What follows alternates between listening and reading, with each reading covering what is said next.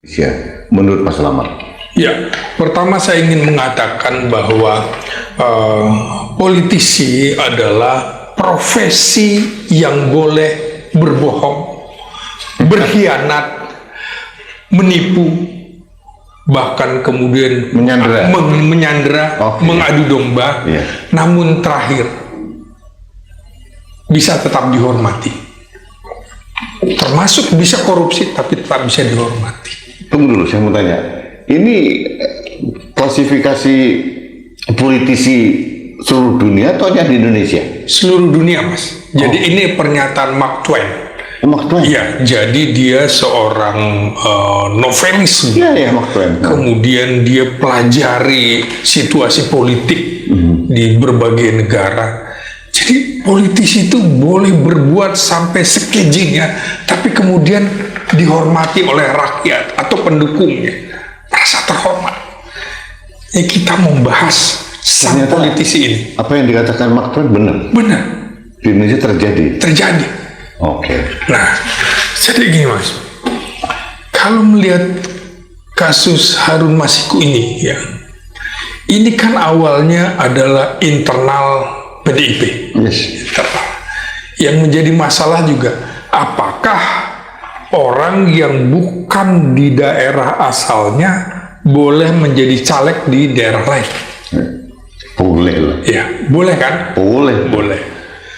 Harun Masiku kan dianggap sebagai orang Sulawesi Selatan. Sebagai contoh? Iya. Saya mau yang dipindahkan ke Sumatera Selatan, begitu ya? Bukan dipindahkan, artinya dicalonkan di sana. Iya, betul. Adiana Pitupulu. Iya. Itu orang Sunda atau orang Batak? Iya, orang Sumatera Utara lah, keturunannya, ada marganya ya. Dapilnya mana? Bogor. Artinya saya mengatakan jujur ya kepada pimpinan KPK kemarin, yang poin pertama itu sangat tidak relevan. Iya. Sangat tidak relevan. Karena ini negara kesatuan Republik Indonesia. Betul. Mas Selamat Ginting, meskipun orang Sumatera Utara boleh menjadi caleg atau dapil di Bandung saya, Jawa Timur boleh, tetap selamat. Cuma namanya diganti Selamat jadi. Ini menarik. Jadi sesungguhnya menurut saya, mengapa kasus ini dianggap sebagai kasus yang berbau politis? Karena pada saat itu kita harus melihat dulu siapa sih sesungguhnya partai politik yang paling mendukung Jokowi sejak awal. Siapa Mas? PDIP. Ya, termasuk kemudian baik atau buruk Jokowi dianggap baik semua gitu ya. Kadang-kadang kita waktu itu sebagai akademisi susah juga ini ngomong dengan teman-teman PDIP. Pokoknya Jokowi seperti dewa, nggak ada salahnya, bahkan seperti malaikat. Ketika kita ingin membahas soal ijazah ya, sudah defensif semuanya, tidak mau duduk bersama misalnya. Nah sekarang, peristiwa ini tahun 2020. Seharusnya kalau saja misalnya semua mau fair, ya sudah, tahan aja, tangkap saja misalnya, tahan saja, tersangkakan saja Hasto dari awal 2020. Ternyata tidak. Ternyata tidak. Nah, artinya apa? Dari 2020 itu sudah ada penyanderaan yang dilakukan oleh Presiden Jokowi, menurut saya. Kenapa langsung jamin ke Presiden Jokowi? Saya yakin bahwa itu... sudah pada kesimpulan bahwa Jokowi dalam tanda petik adalah komisaris KPK, Mas. Komisaris utama dari Dewas KPK gitu ya. Lebih tinggi lagi daripada Dewas. Iya. Yang mengendalikan KPK. Apalagi tahun 2020 sudah ada revisi undang-undang KPK. Persis. Jadi KPK sudah masuk rumpun eksekutif. Iya. Jadi tidak ada ruang hampa ini sebenarnya. Jadi ada kepentingan-kepentingan. Kenapa baru kemudian setelah hampir 5 tahun, ini kan peristiwanya awal 2000 gitu ya, awal 2020, sekarang sudah hampir 9 Januari 2020. Ya, sudah hampir 5 tahun. Ulang tahun kelima. Persis. Nah, ini menjadi menarik juga pada saat juga dalam sejarah PDIP baru Hasto yang menjadi sekjen 2 kali. Dari mulai Sucipto, kemudian digantungkan Pramono, digantikan oleh Cahyokumolo, baru ini, baru Hasto 2 periode. Menarik ini, mengapa Hasto bisa 2 periode juga begitu ya? Akhirnya kita harus membahas itu juga. Nah, dalam kasus ini menjadi pertanyaan juga sesungguhnya, mengapa Hasto begitu bersemangat membela Harun Masiku? Ada apa sesungguhnya? Ini publik mempertanyakan sampai sekarang. Mengapa Hasto sampai konyol melakukan hal itu? Gitu. Mas, saya potong sebentar. Pada waktu itu, dalam waktu yang sama, yang diajukan oleh PDI Perjuangan, berdasarkan diskresi dari partai, itu ada 2. Satu Sumatera Selatan 1, dan satu lagi Kalimantan Barat. Kalimantan Barat tidak ada masalah, meskipun itu bukan calon nomor 2. Nah, cuma Harun Masiku bermasalah, itu problemnya ini. Dan kalau versi yang saya dengar, yang minta uang dari pejabat publiknya kan Wahyu Setiawan. Karena Masiku kan bukan pejabat publik waktu itu. Betul. Jadi ini pertanyaan ini suap menyuap atau pemerasan? Ini menjadi tanda tanya. Nah itu dia. Ini kan menarik juga ketika misalnya sebelum Hasto dijadikan tersangka, ya kan? Pemanggilan Hasto terakhir, kan ada pernyataan dari KPK bahwa 7 hari dari sini Harun Masiku akan ditangkap. Pertanyaan saya juga nih ke Mas Rudi, kira-kira Harun Masiku tuh udah ditangkap atau belum? Jangan-jangan sudah nggak ada. Jangan-jangan sudah nggak ada atau jangan-jangan sudah ditangkap. Kan artinya harusnya ini ditangkap dulu, dulu, baru kemudian Hasto dan juga Yasona Lawli menjadi tersangka. Karena problem begini, Mas. Dalam persidangan si Saiful Bakri, yang salah satu yang terkait itu apa namanya, tidak ada nama Hasto disebut. Loud and clear, uang itu berasal dari Harun Masiku. Jadi katanya. Selamat datang teman-teman, kembali lagi bersama saya di channel ini Warta Digital 2045. Nah, teman-teman, di sini disampaikan para netizen Indonesia dengan merevisi undang-undang KPK itu motif Jokowi jadi koruptor mendunia. Benar kata tidak, sungguh memalukan. Institusi Polri di bawah Listo Sigit bisa menyembah Jokowi, KPK bisa diperintah Jokowi. Negara kita sudah benar-benar sedang sakit. Meskipun sudah ganti pemerintahan baru, tanda-tandanya sakit negara kita akan semakin lebih parah lagi. Atau mungkin negara kita sedang kesurupan iblis. Siapa yang bisa meruat iblis-iblis tersebut yang akan merusak Indonesia? Tapi di hadapan Tuhannya pasti tidak akan bisa mengelak. Tunggu saja, Allah swasta pasti akan membukanya. Pemuja Mulyono lagi bingung, lagi yang dipuja selama ini ternyata top dunia karena korupsi. Betapa malunya kita, negeri ini sudah tercorang dan menjadi cibiran dunia.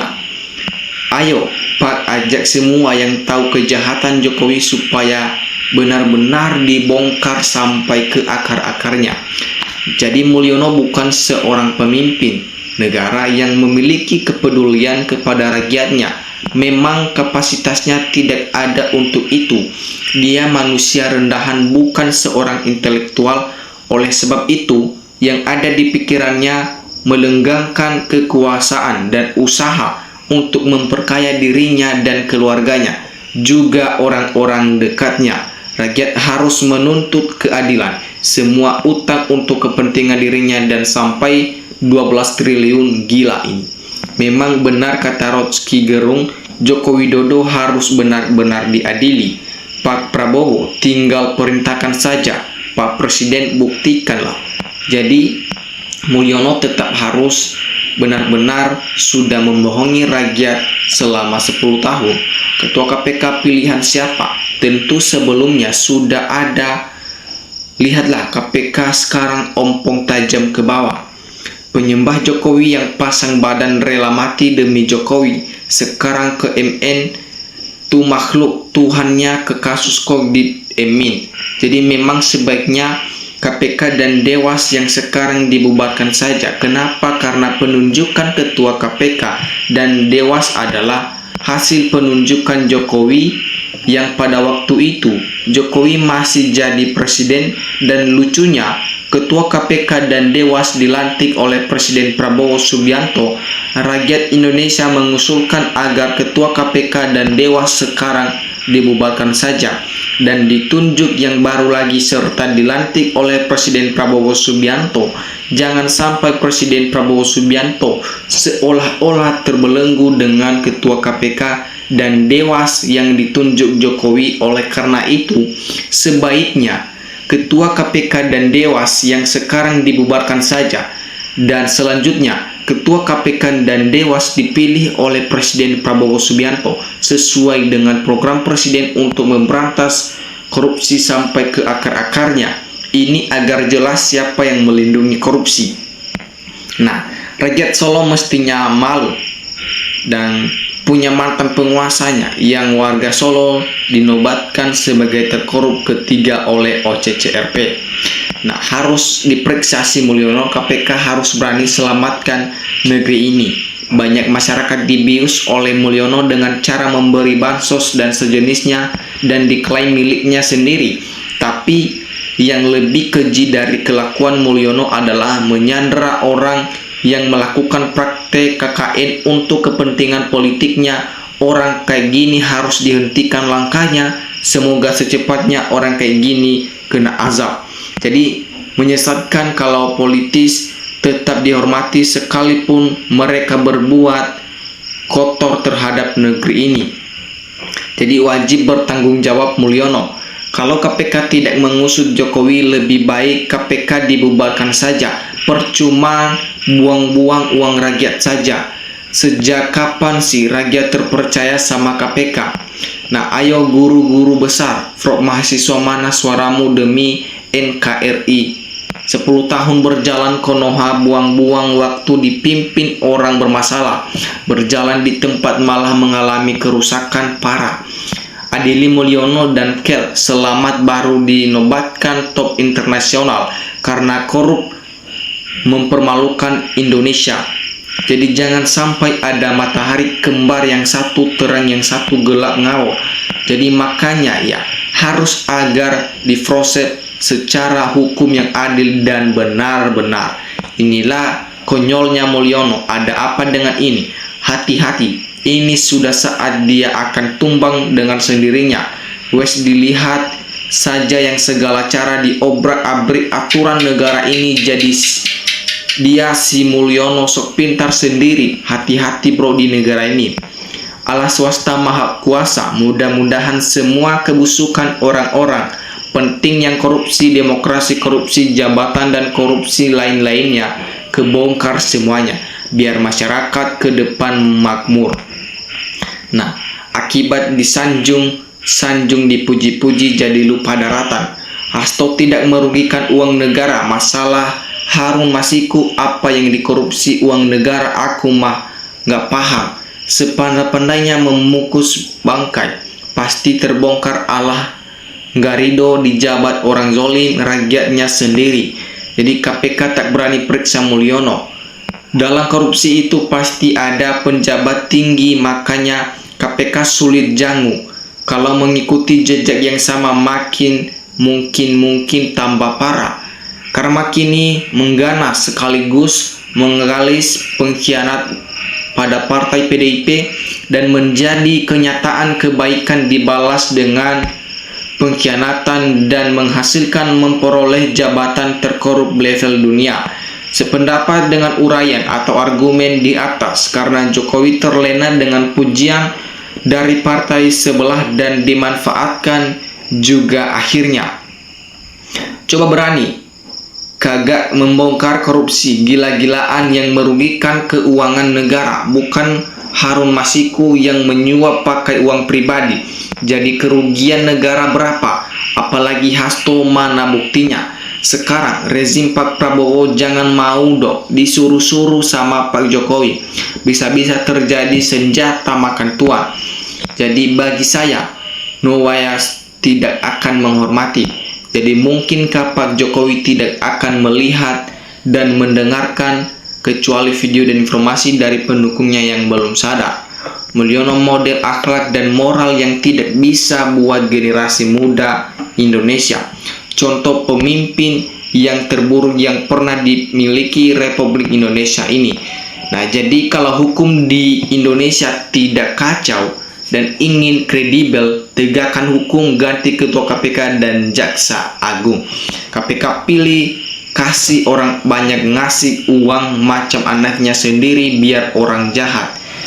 Ya, jadi teman-teman, demikian saja video kali ini. Jangan lupa beri tanggapan Anda di bawah kolom komentar. Terima kasih teman-teman. Salam NKRI harga mati.